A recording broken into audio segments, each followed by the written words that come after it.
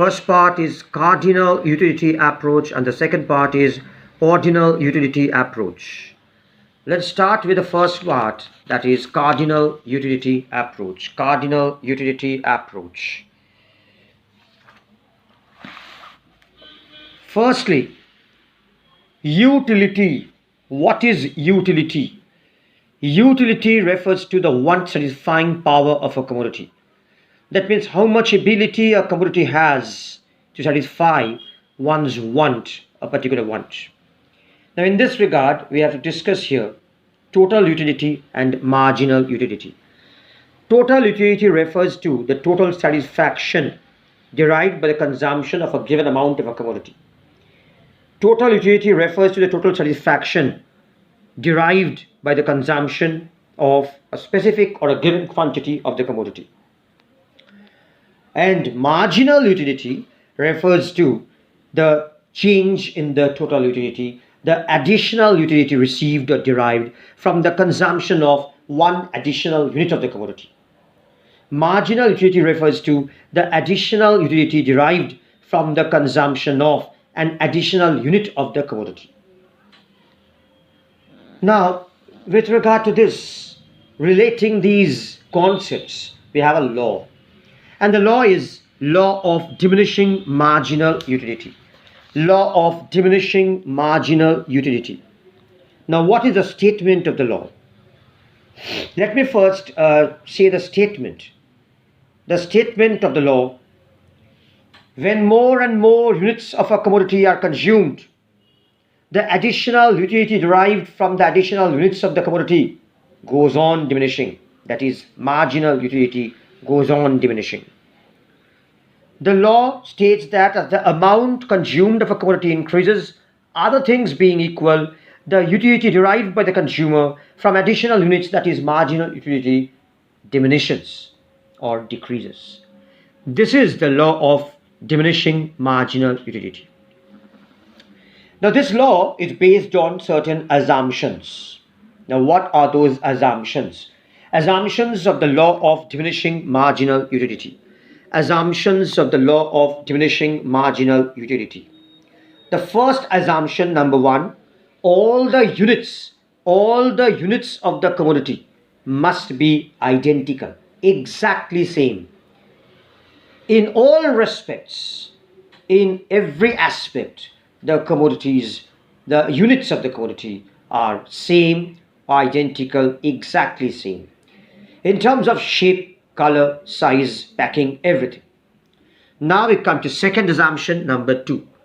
The second assumption, number two, the unit of the good must be standard. The unit of the commodity must be standard. Like when we consider consuming milk, then generally we consider consuming a glass of milk, not a jar of milk. We consider a glass of milk, that is the standard unit. Third assumption, number three, there should be no change in the taste and preference of the consumer. During the process of consumption, during the period of consumption, there should be no change in the taste and preference of the consumer. His taste and preference will remain the same, will remain constant. Assumption number four, there must be continuity in consumption of the units of the commodity.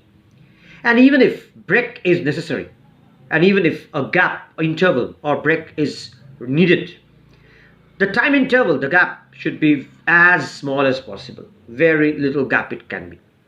See, if I consume one apple today at 2:30 in the afternoon, and if I consume another apple at night after dinner, that means maybe at 10:30, then we don't feel that the marginal utility from the next unit or the successive unit goes on diminishing. So we say there must be continuity in the consumption of the commodities, of the units of the commodity. Assumption number five, there should be no change in the prices of substitute goods.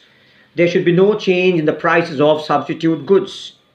Assumption number six, the utility is measurable.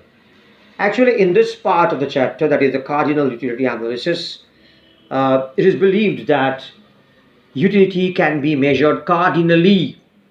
utility can be measured cardinally, and cardinally means numerically in terms of numbers. So it is termed as cardinal utility analysis. Assumption number 7, the consumer is rational. Rational. Rational means logical, sensible. It is assumed that the consumer is rational while taking the consumption decisions. And assumption number 8, the last one, marginal utility of money, that is the value of money, marginal utility of money is assumed to be constant. There is no change in the marginal utility of money. So these are all the assumptions of the law. Now I come to the law's explanation. When we explain this law, we can explain with the help of an example. Let me consider that the consumer, okay, let me consider myself. I am consuming apples, okay, or mangoes, whatever. And initially, I'm very hungry. The intensity of my hunger is tremendously high because I'm very hungry. Now, maybe I'm in a place where no other food item is available, only apple is available, or you can consider mango. Any one thing is available. So I have to consume that. Now, concentrate on this table. If you concentrate on this table, you will find there are 3 columns. Units of mangoes, total utility, which is measured in utils, utils. Utils is the unit in which utility is measured, utils. And the 3rd column is marginal utility, that is also in utils. Now here, the first column, if we concentrate on the first column, see the values that are put here, 0, 1, 2, 3, 4, 5, 6. Initially, nothing is consumed. No unit is consumed. 0 unit is consumed, that means.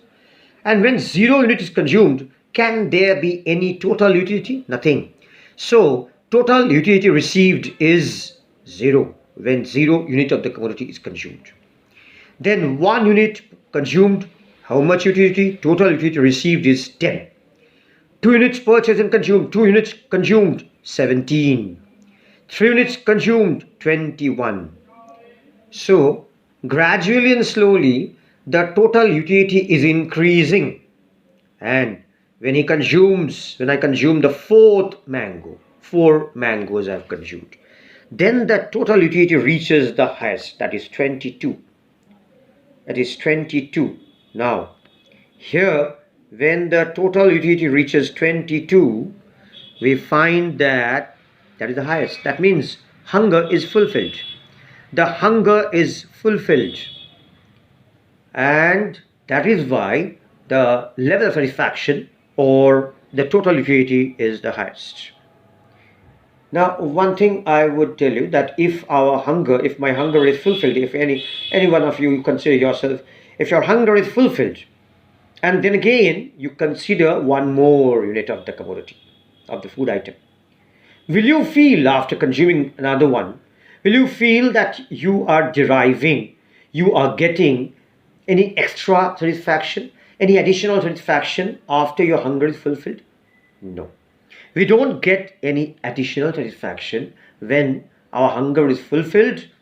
The total utility will remain the same. Now you see here, from 4 to 5, when from 4 mangoes to 5 mangoes we are consuming, see, the total utility being at the highest level, it remains the same at 22. 4 mangoes, 22. 5 mangoes, also 22. And then, after being at the highest level and being constant at the levels of 4 units and 5 units, when the 6th unit is consumed. Suppose, after the 5 mangoes are consumed, the person concerned, the consumer, is fully saturated, or we can say oversaturated. That means no more can be taken. We say up to the brim. We cannot take any more. But still another one is forcibly taken, that is the 6th mango. 6th unit is taken, and then what happens is total utility decreases. Total utility decreases from 22 to 19. From 22 to 19. And this means total satisfaction Now it decreases. You know why? Let me tell you why.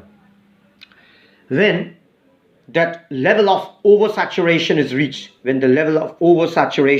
reached, then if another one is taken forcibly, what would happen? That would lead to overeating, and overeating leads to a vomiting like situation. And vomiting means the person, the consumer, the individual will feel uneasy, uncomfortable. Is it satisfaction? Never. When a person tends to vomit and he is vomiting because of overeating, this is according to my example which I'm citing, he or she will not feel any satisfaction. It will be rather dissatisfaction, because he or she is feeling uneasy, uncomfortable. So it's very, very uneasy. It's dissatisfaction. Dissatisfaction means negative satisfaction. Negative satisfaction. Now we concentrate on this third column. If you concentrate on this third column, marginal utility, how do we calculate marginal utility? We calculate marginal utility by calculating the change that occurs. Now you see, 0 unit purchased and consumed, 0 was the total utility. From that 0 level of 0 unit of mangoes, it goes to 0 to 1. From 0 to 1. When from 0 unit to 1 unit, now it is purchased and consumed. What is the total utility? Total utility goes from 0 to 10. Then therefore the marginal utility is 10 minus 0. It is 10. 10 minus 0 is 10. But if you concentrate on the first value here, it's written undefined. Definitely undefined. Because what is the first unit? 0. 0 unit purchased, 0 unit consumed, and therefore total utility is also 0. Now if you think, what was the previous unit? Could there be any previous unit? No. No previous unit. There cannot be any negative unit. So this is the first one. Then how can we calculate the change? We cannot calculate the change for the first unit, and so it is undefined. But the subsequent next values, yes, we can calculate.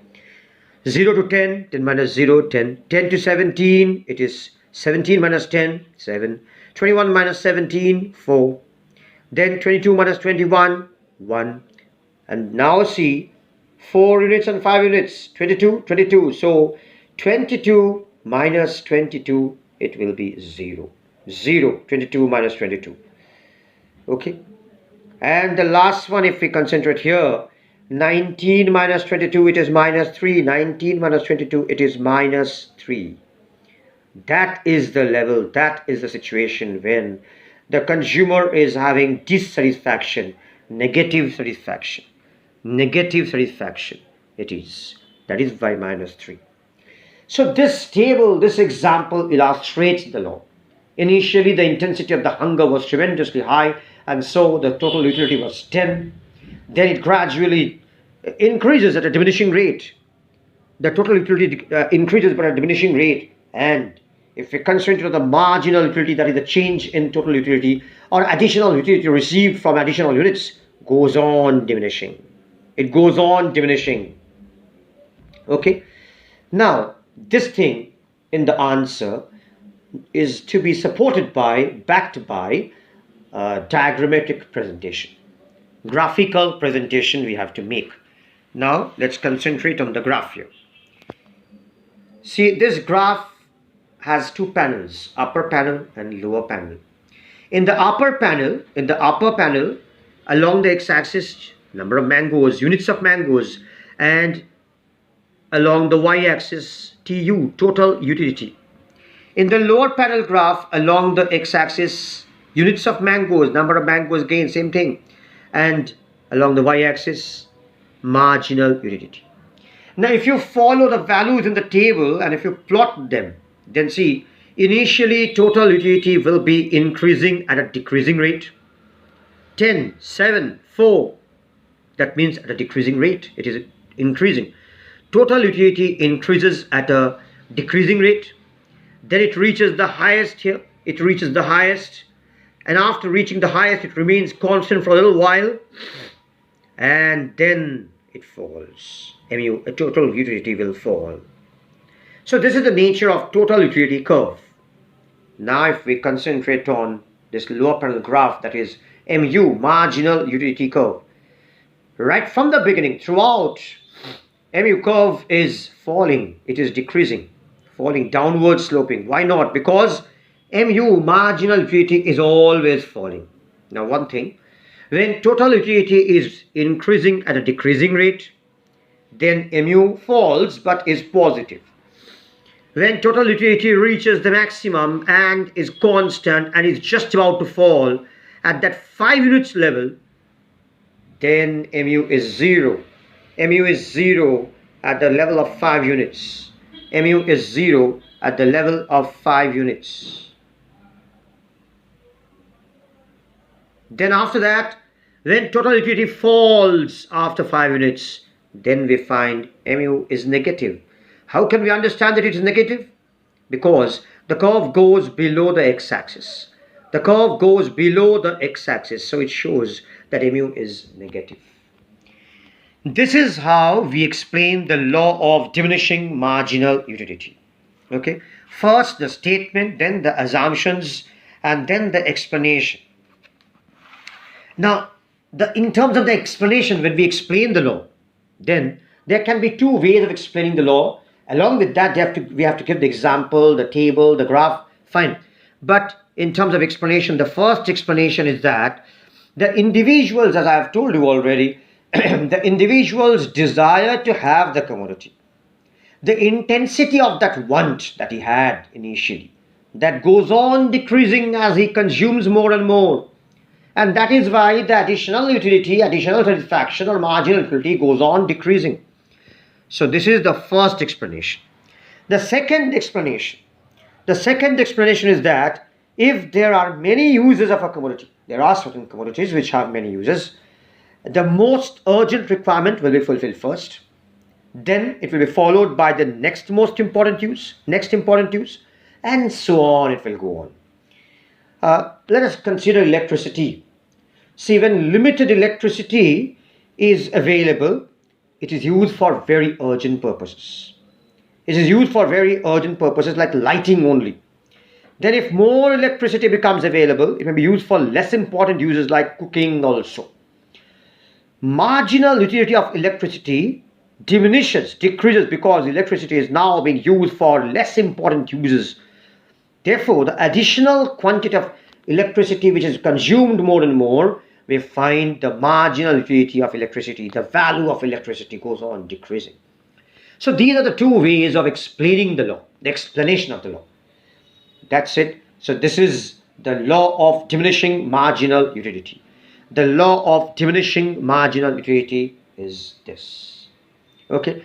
Now in this chapter, in the part of cardinal utility approach or cardinal utility analysis, where it is believed that utility can be measured cardinally, numerically, in terms of numbers.